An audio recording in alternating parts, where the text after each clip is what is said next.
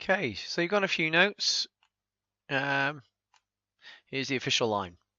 So we do it to aid in decision making.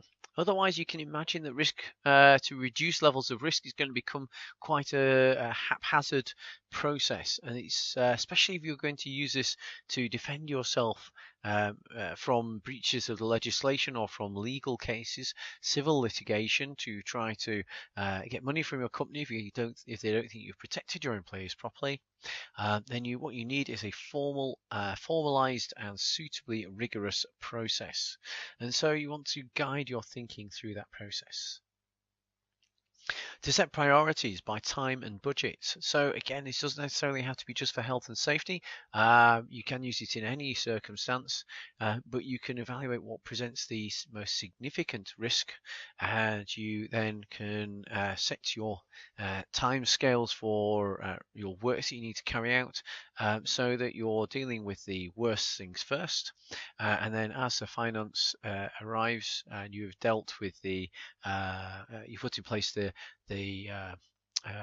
initial and most urgent control measures, you can then move on to less urgent and then eventually aspirational measures for reducing the risk from that hazard.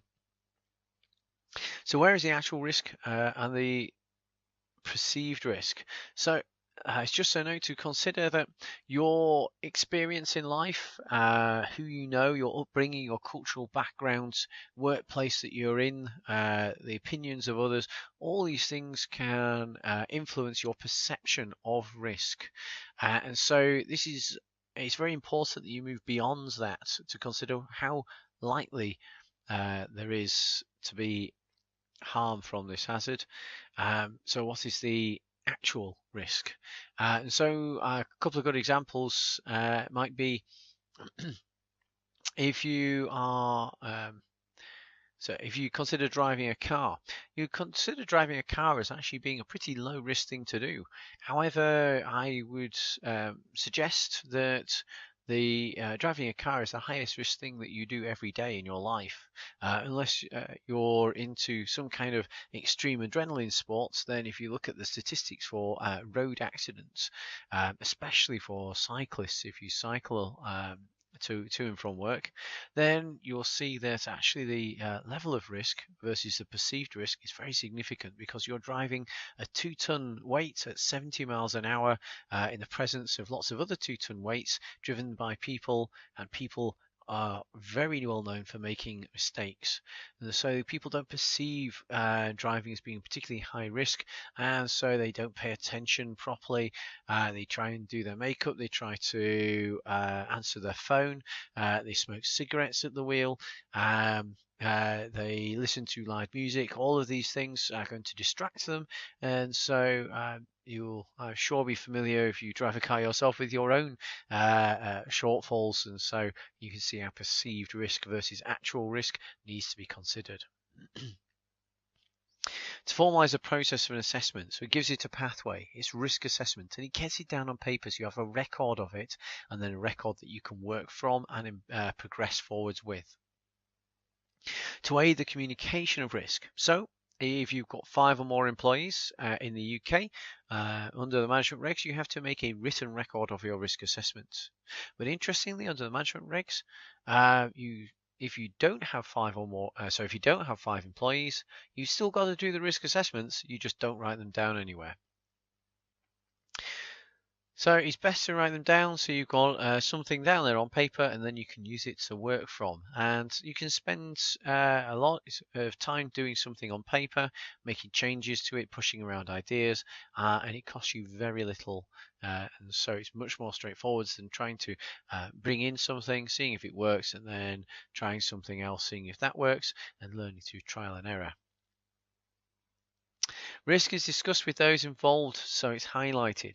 So the very process of doing the risk assessment involving the employees will highlight the level of risk to the employees from the various activities, and will hopefully get past some of these perceived risk and actual risk issues. And so you will be able to engage them within the process, which will improve the effectiveness of it. But also, if you engage the employees, improve the effectiveness of, the thoroughness of your risk assessment. Because if you come in as into a working environment, you may be an expert in risk assessment and health and safety, but you'll have no idea about how they do things in practice. And so you could be hopelessly naive in the way in which you approach the risk assessment. And so you need those employees on board as they are experts in how their particular bit of that work environment operates. What will work, what will not. So people have a say-so and they engage, they buy into the process. If you dictate to people, they rarely like it. They tend to buck against it. But if you involve them in the process and the decision making, then they buy into the process and they are more likely to engage in the control measures that you've put in place. Cooperative, it should be something which is open, transparent, and a team approach. By transparent, I mean everyone should be able to see what's going on at every stage. There should be nothing hidden. And employees should have access to the risk assessments. They should be their go-to document for working out how to do something in a safe and healthy way. And so this might be just so that they can read it if they want to, but certainly if you're in any kind of supervisory or managerial capacity, then you'll be needing to work through those risk assessments with your employees in order to bring in control measures and make sure that they are executed effectively. Risk assessments should not sit on a dusty shelf. So you might weigh up the costs of benefits. So target your resources for maximum benefits to reduce the risk. Avoid being misled by perceived risks. Legislative compliance. The management regulations require you to carry out risk assessments by law, but they are not the only regulations.